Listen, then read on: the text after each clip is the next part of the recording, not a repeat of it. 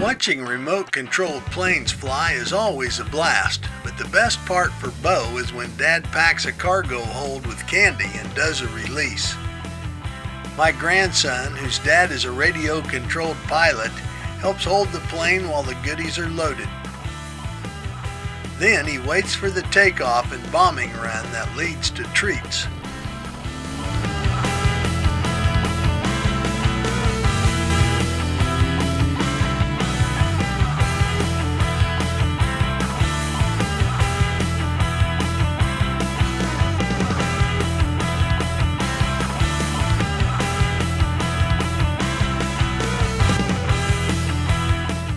Things are just right, the cargo doors are opened and out come the Reese's Peanut Butter Cups.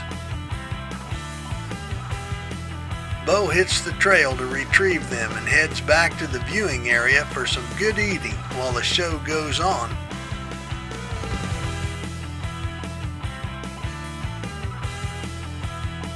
Then he helps Dad tweak in the large plane for a tricky landing.